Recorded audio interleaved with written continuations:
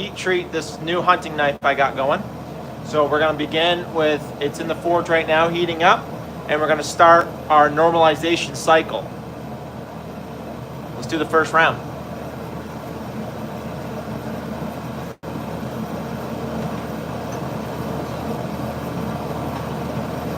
What I'm going to do first is shut the lights off so we can see color appropriately.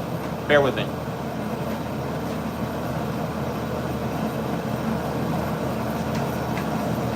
Okay, so we got the lights off. I'm going to take the knife out.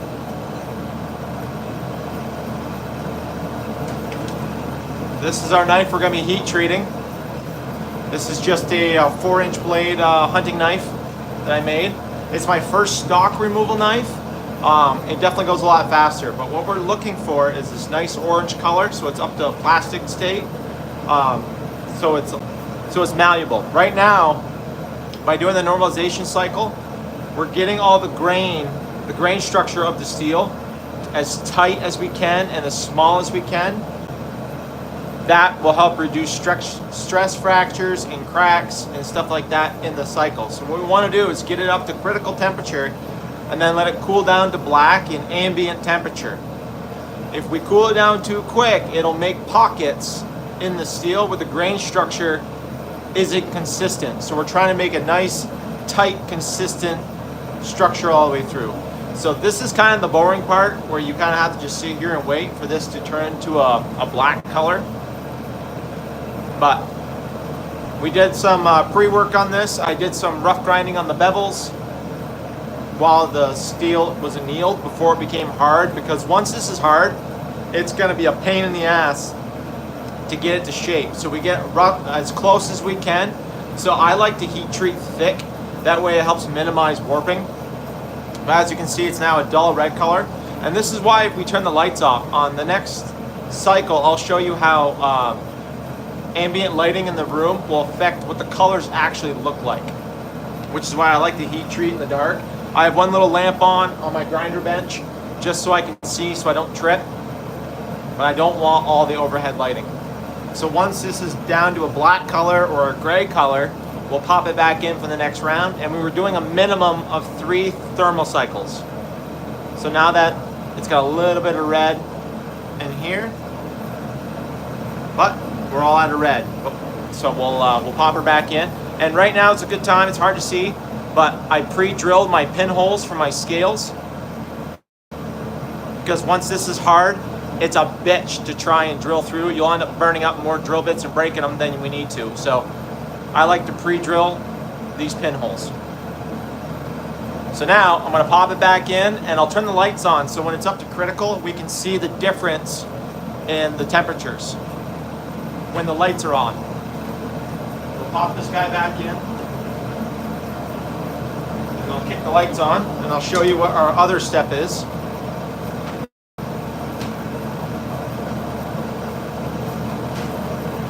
So now we got the lights on. This is my quench oil. I'm preheating it to 150 degrees Fahrenheit because that makes the viscosity consistent, so you don't have pockets of oil that are thicker than others, because it won't heat treat the same.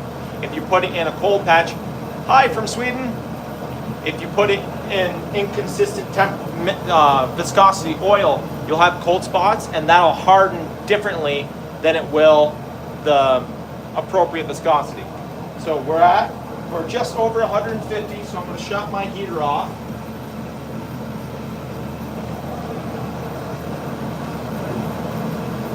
And remember, in a shop like this, treat everything as if it was hot, because it probably is. We're going to pop our lid off here. I'm going to get my lid moved out of the way in a safe spot so it doesn't drip oil on my floor, and so I don't trip on it.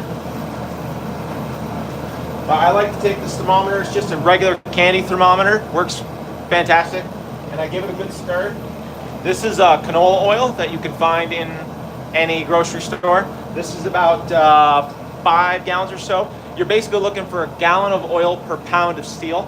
I like to have more oil than I need because it gives me enough room to completely submerge my project if that's what I'm hardening.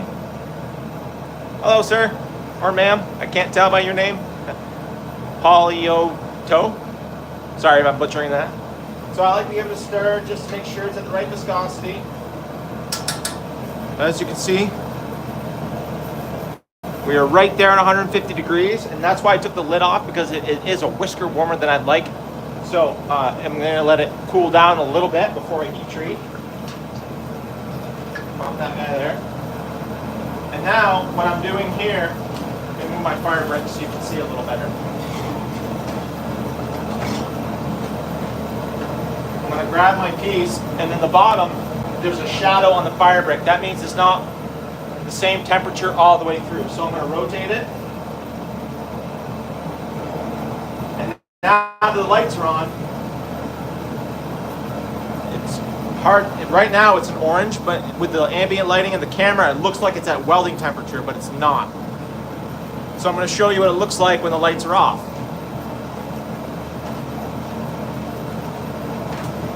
That's a lot. Now you can see what color we're at. We're actually at an orange.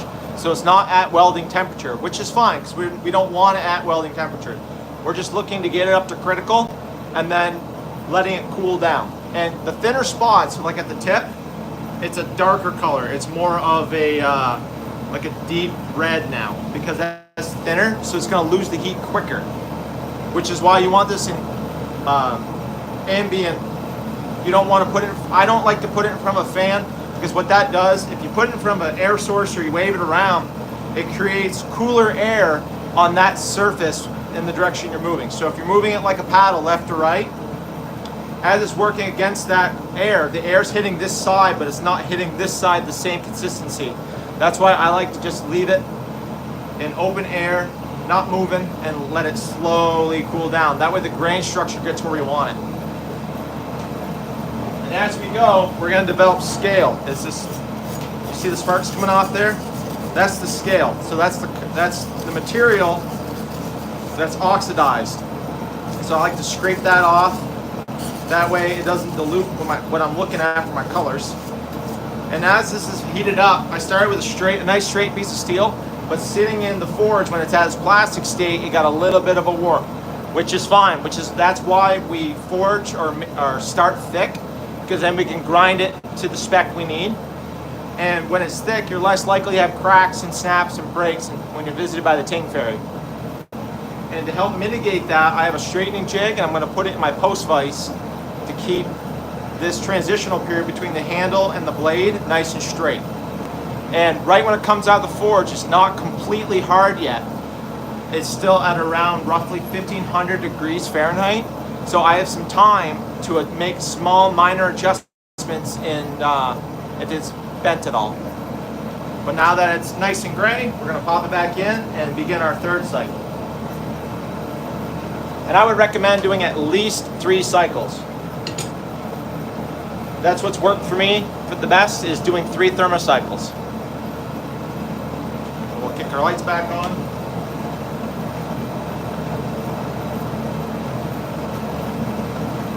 And this is the prototype of a hunting knife I'm looking at making. If it comes out really well and I like how it performs, then this will be my standard for my hunting knife. And eventually I'd like to have enough stock and inventory where I can start selling this on my website. So this is the test knife, the prototype, which I'm going to use in the field and beat the living hell out of it to make sure it's going to hold up. This canola oil is kind of old. It's not like it's Parks 50 or any of the quenching oils designed specifically to heat treat steel. This is a really good substitute, but it's not the best. But if you're on a budget, this is phenomenal. That and peanut oil is really good. You've got to be careful when you're using certain oils because of flash points, and there's a term for it. Basically, when it becomes a vapor, so the smoke point, when it can catch on fire, you want a high smoke point, so that way you have less building up in your shop, and you have less case for a fire, which is also why I have a lid to smother it if it gets out of hand. And I also have plenty of fire extinguishers here in my shop. Do not use water on oil. It'll spread it, and it'll be like napalm, and now everything's on fire. So what you want to do is have oil-specific fire extinguishers, like ABC or K in the States. That's designed to put out oil fires. But any ABC has worked really well for me. Knock on wood, I haven't had to put out a fire in my shop, but it is a possibility when we play with it. So now that I'm almost up to temperature again, I'm going to give it a little rotation. And there's still a little shadow on the brick, so I'm going to flip it.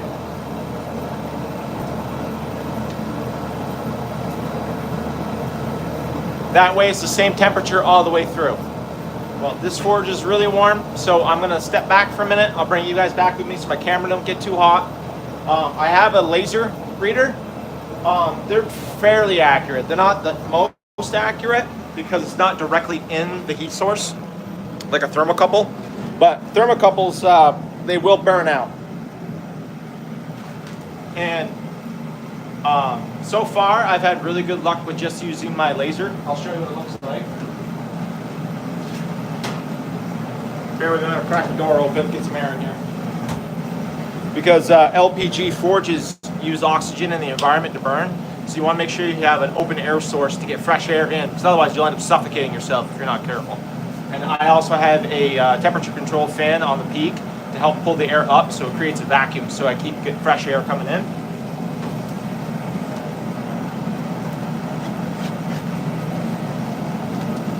This is my laser. It measures up to 3,200 degrees, which is well past welding temperature for what I need. This forge, if I run it at about 20 psi with all three burners going, I can get it about to 2,800 to 2,900 degrees Fahrenheit, which is welding temperatures for a lot of steels. I'm not quite sure about tool steels, but knife steels like your 1084, your 15N20, your 1095, 5160, or Sub 9, as it's called in the UK and Australia, that's plenty. But this little guy I just picked up on Amazon. It measures in Celsius and Fahrenheit. Hey! Happy birthday, bud. Thank you for the birthday wishes. Hope everything's going well. That's my brother, Taylor. He's working. As you see in the comments, it's my birthday. So the boys told me I had to take today off to do some self-care, which is playing in my shop.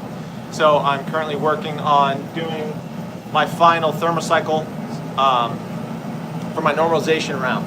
So now that it's up to temperature, I'm going to pull it out and wave it around and talk some more.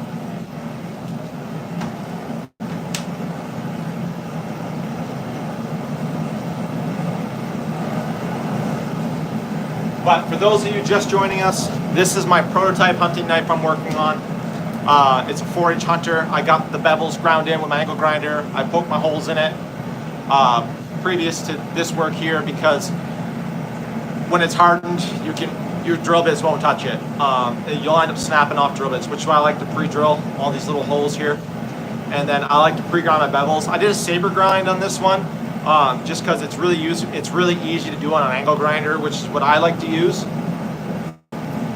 And yeah, so this is my prototype. If it works really well in the field, then this is going to be my hunting line. So I plan in the future making a bunch of these in stock, and then these will be available for sale in the future, along with my barbecue tools. I got a couple spatulas going. I got some forks and some steak flippers. I have to finish them up. They're all brute to forge finish.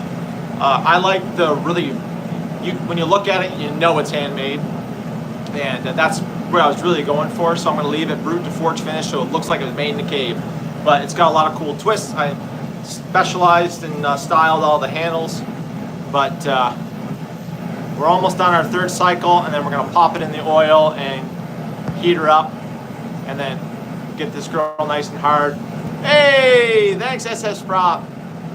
And then I got a little bit of a curve to it, because when it was sitting in the forge in its plastic state, it warped a little, which is completely normal. Which is why I like to forge and make my knives thick and grind thin, because then I can get to the spec I need, and it minimizes warping and breaks. Because I would rather have a little warp in it that I can grind out than have a Robin Hood's bow the wrong way, you know. So, and I do have some time right after it's quenched to straighten it out and minimize how much grinding I have to do to doctor this guy up. But now that it's a nice black gray color, we're gonna pop it in, and then we're gonna harden this bitch.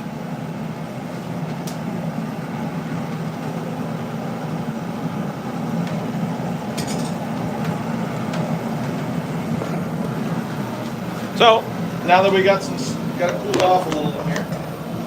Right now it's after I open the door with my temperature, we have 70 degrees, nice and comfortable. Now it is, but in front of this is probably about 80 or so. I'm not sweating too bad, so it's not too hot in here. But while I was forging earlier, it was around 100 degrees in here. With the door shut, of course, because too much air, because I have it directly across my forge, the cold air comes in and it can disrupt my jet, because it gives it a surge of oxygen, so it makes it flutter. And I don't want that going out for any reason. So while we got that guy in,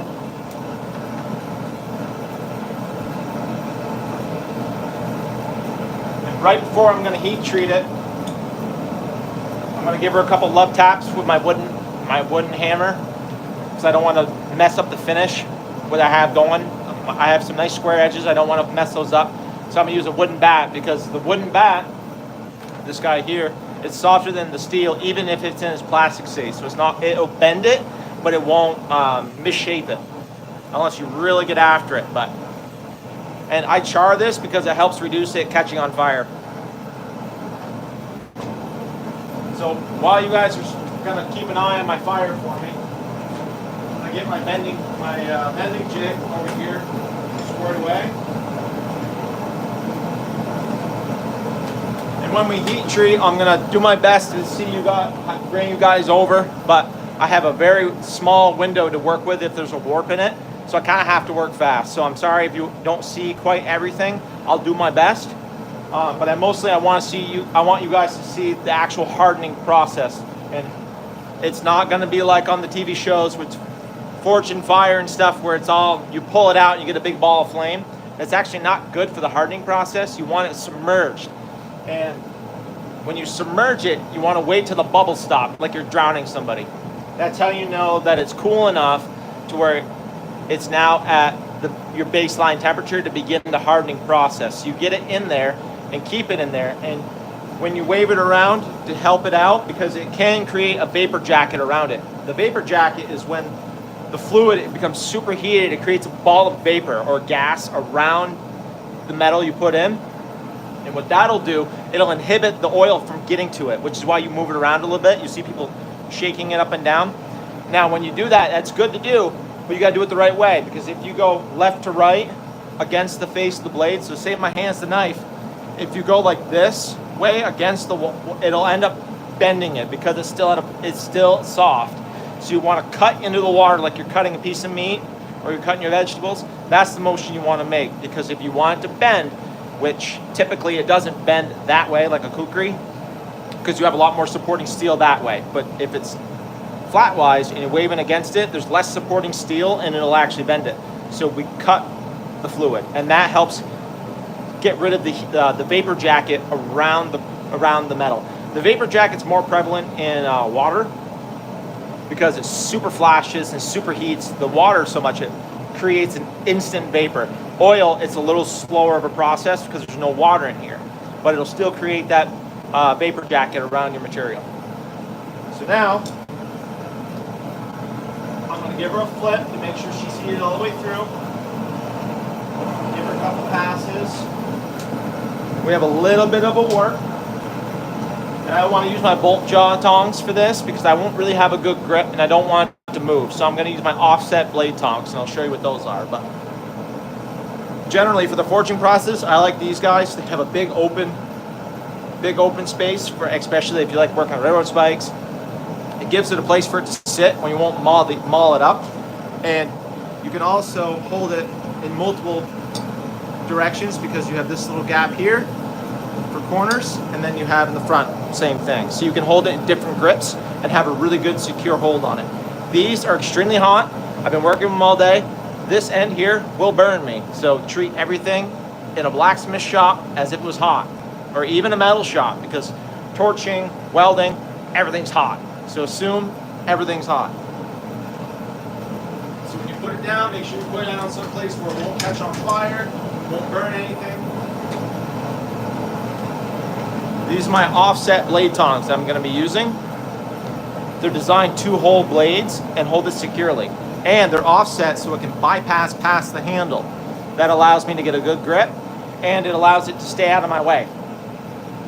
So,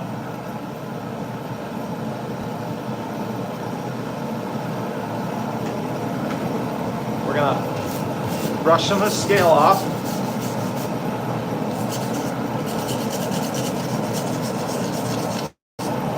I do have a little bit of a warp, so I'm going to take my foot back. Sorry if the foam falls or shakes, but we're going to give her a couple taps on the anvil. Not hard. You don't need to hit it very hard when you want to bend it.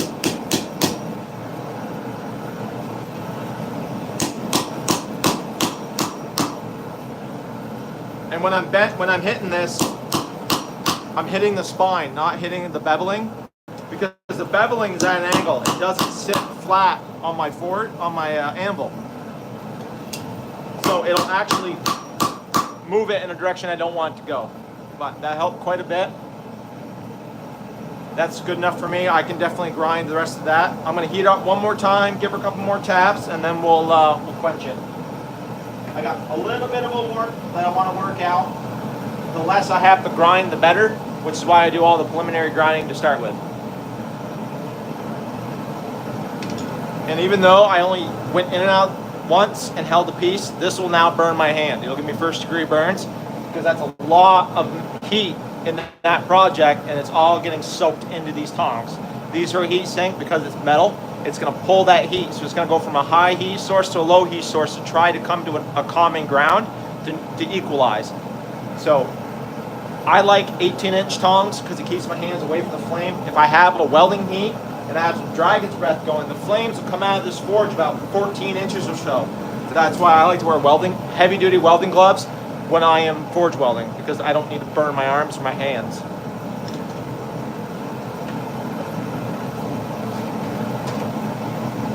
So I'm going to kick you guys down here. So you'll be able to see what I'm doing when I shape this knife, so I can kind of get that warp out of it. And when I put my blade in there, I'm putting it so the warp is up, so it looks like this in there, because as it heats up, it's going to want to go back the other way. So I lay that down so that way it wants to flatten out with the heat. And because the force of the jet is right above my bend, the pressure and momentum from the jet will actually push on the steel and help straighten it out for me. So we're going to give her a little flip. Make sure she's heated up all the way. Oh yeah, she looks like a banana. Why? All right, so now we're back.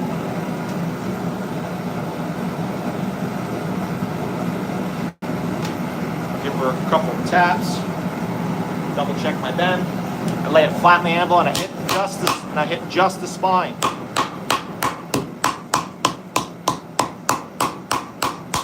Because again, my bevel is angled. If I lay the bevel flat, it'll bend it the wrong way and it'll overbend and give me a twist. That's why I'm just hitting the spine.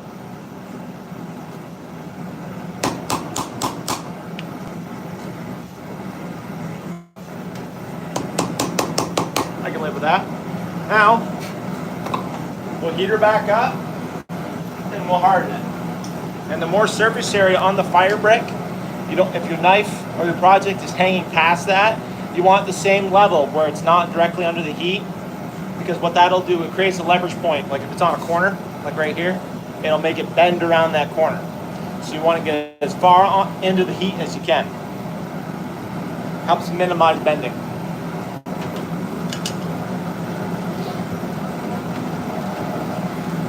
You want to make sure this doesn't go anywhere? I'm going to grab some water. Thanks.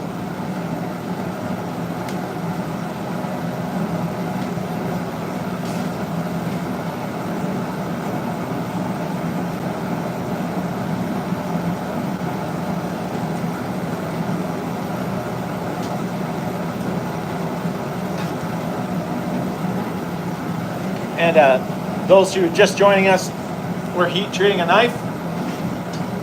We did our 3 normalizing cycles. We made sure she's good and straight. And then once it's up to critical temperature, we're gonna harden it. Ooh, excuse me. Want to get a closer look? I'll try not to ban you. That's what we're looking at.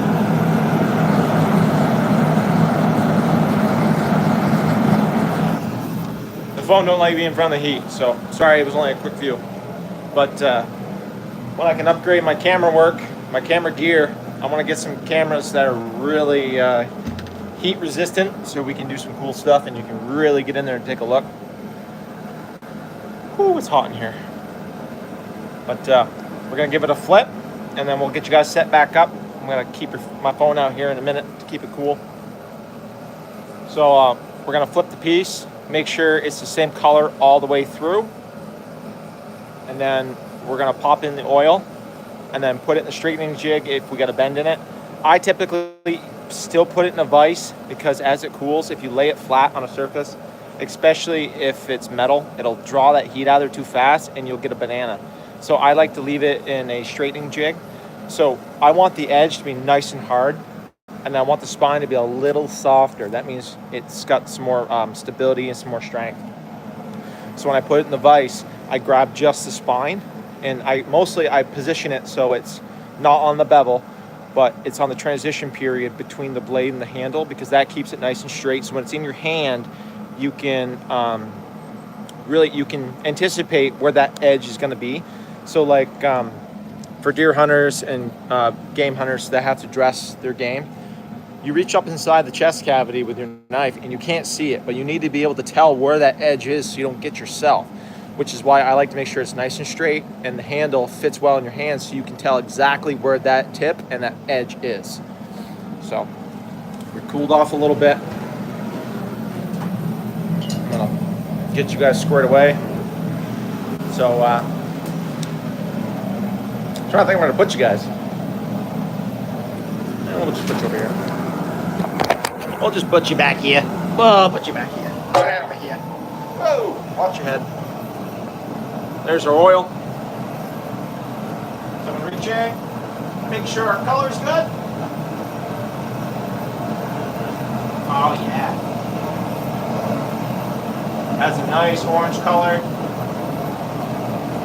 No serious bends, nothing we can't fix in the vise. Pop it back in. I want to make sure that we can see really well, so I'm going to kill the lights.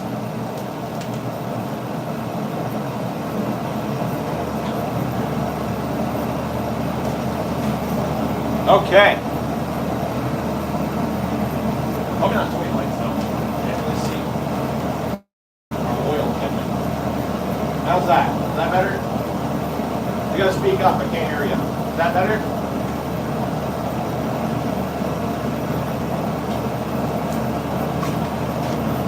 Close enough.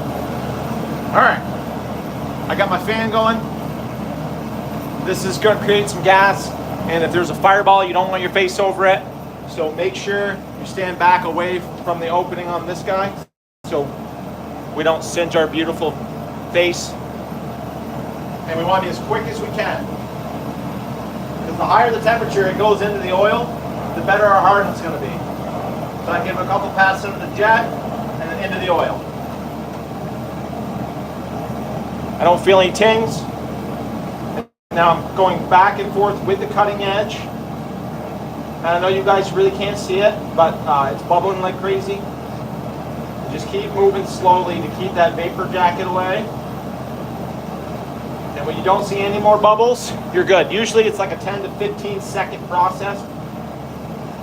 And of course, the bigger the steel, like if you have a hammerhead, it's going to take longer to harden.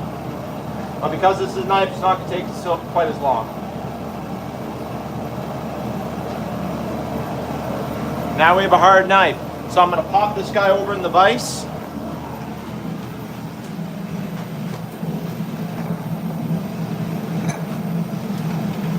And I'm going just the spine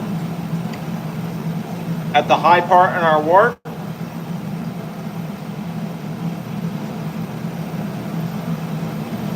I'm going to give her a good squeeze.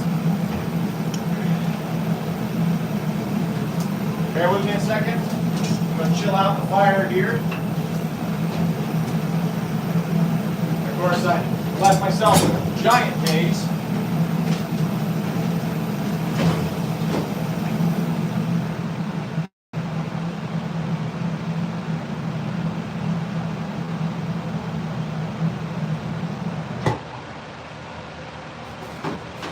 Get the lights on.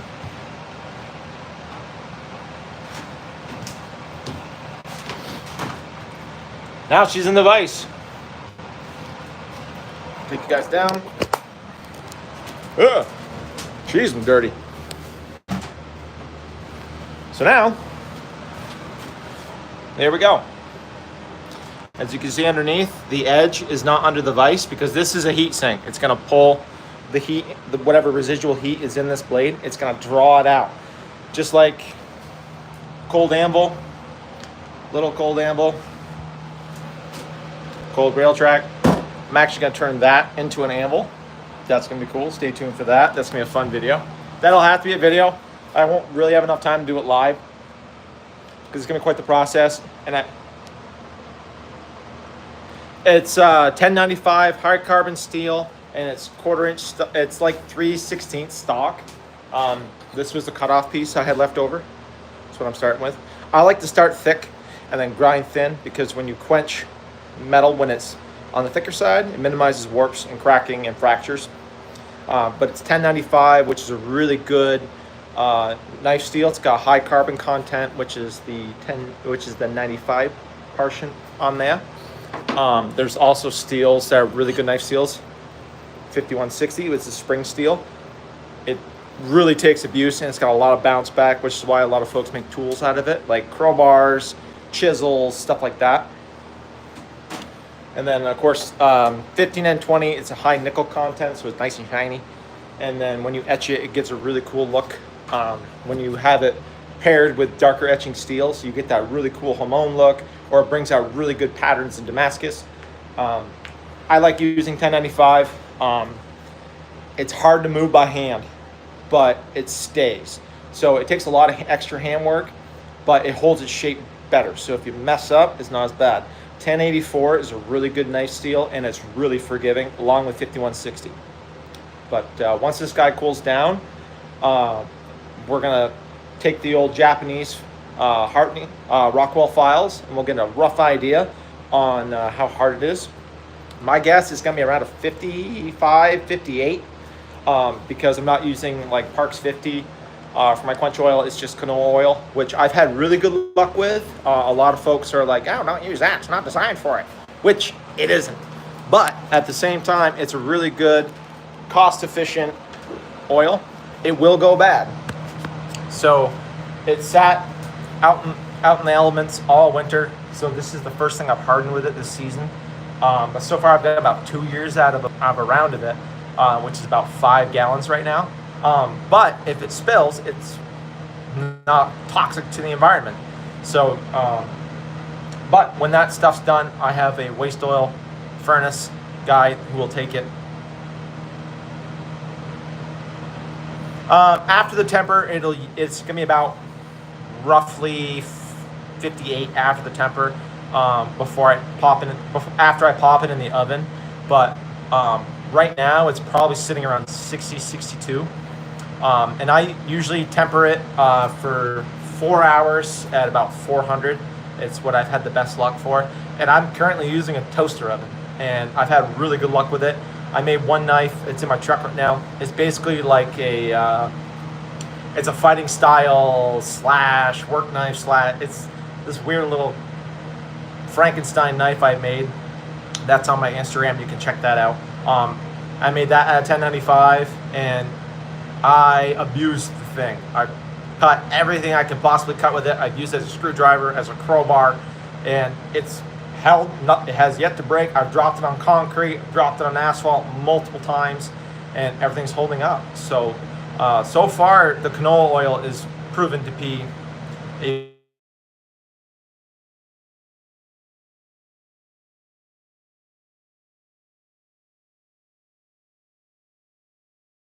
There you are. So I'll call her back in a second when I get done this live stream. She doesn't know this is what I'm doing. But my guess is it's about a 62.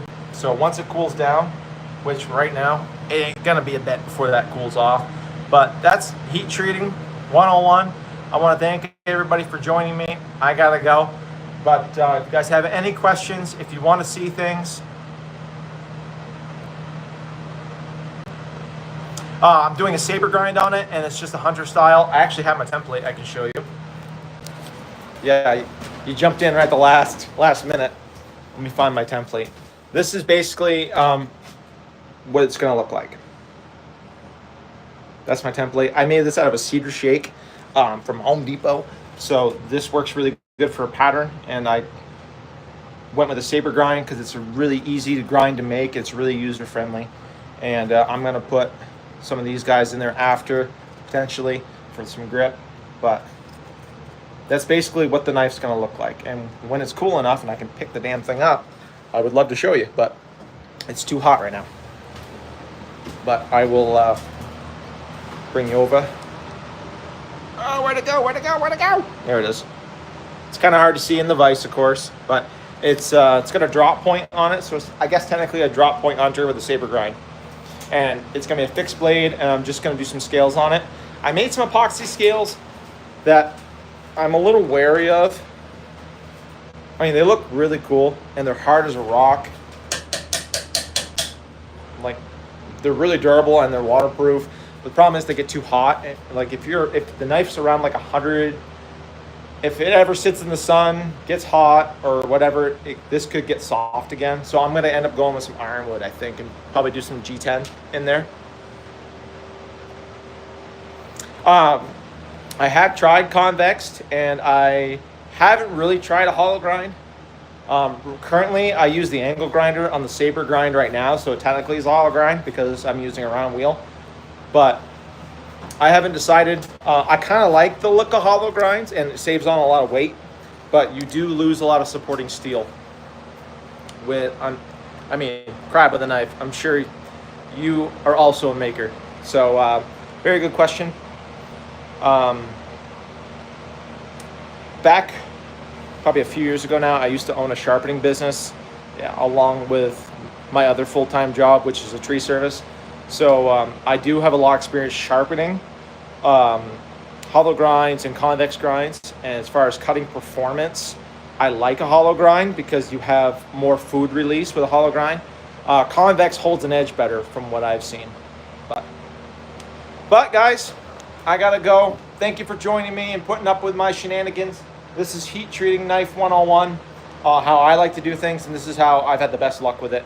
But for hardening, I should say, not technically heat treating is when you put it in the oven, I suppose.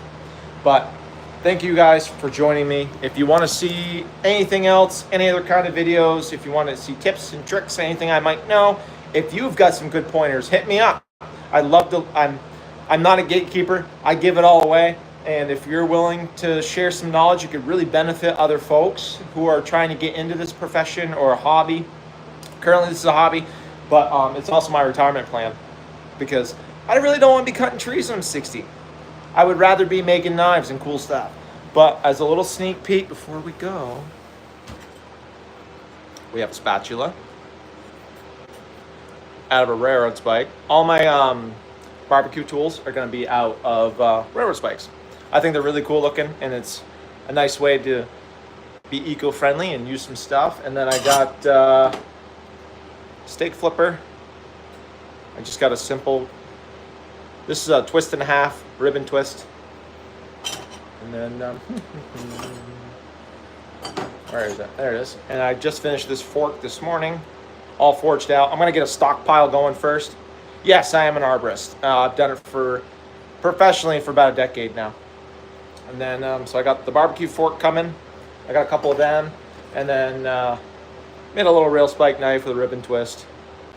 And then this is gonna be brute to forge finish. So it's gonna be really rustic looking. And absolutely. And I've actually found some high carbon steel railroad spike knives. They actually have a 50 Rockwell hardness after it's tempered, which is surprising. But they're great for light duty, like opening boxes and stuff. Technically, unless you go to a salvage yard and pay for it. But I've walked plenty of railroad tracks, and the rail companies that own the tracks say, hey, how's it going? And I've talked to a bunch of them, and like, I'm picking up some rail spikes, and like, cool, take them, because yes, I have a Silky. That's what I climb with. The thing is amazing. You basically pull twice and it cuts a 2-inch limb off. It's awesome. But don't hit yourself with it, because they have nice triangle shaped teeth and they don't heal very well. Like, I poked my arm once because it passed through and I had a little momentum and I stuck my forearm. I think bled for like 3 days. It was stupid. 3 little pinpricks and it just gushed blood. It was ridiculous. But I love the Silky saws. They're amazing saws. Good hard steel, but it's also nice and flexible. They work really well. But yeah, anyway, I bothered you guys long enough. Thanks for watching. Like and subscribe. And everybody, as always, keep the forges lit and the anvils singing. Thank you for watching. Have a great one. Take care, everybody. Thank you. Love y'all. Get to the south.